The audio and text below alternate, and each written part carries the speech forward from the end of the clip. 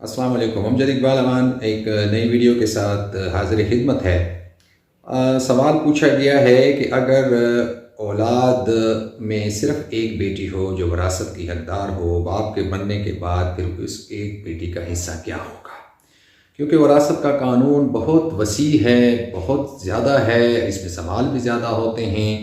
लिहाजा इस सिलसिले में गुजारिश है कि अगर वरासत में एक बेटी है जिस बाप के मरने के बाद और कोई नहीं है, बेटी है बेटा नहीं है, तो उसको शरई लिहाज से बाप की वरासत में से एक बेटी को आधा हिस्सा मिलेगा।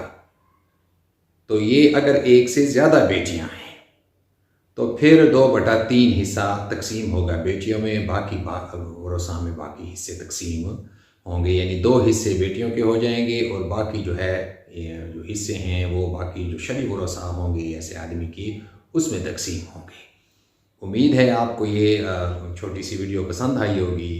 पसंद आई है तो लाइक कीजिए, सब्सक्राइब कीजिए, कमेंट्स दीजिए। इंशाल्लाह आपके सवालों के जवाब भी दिए जाएंगे। इजाज़त चाहूँगा। अल्लाह ने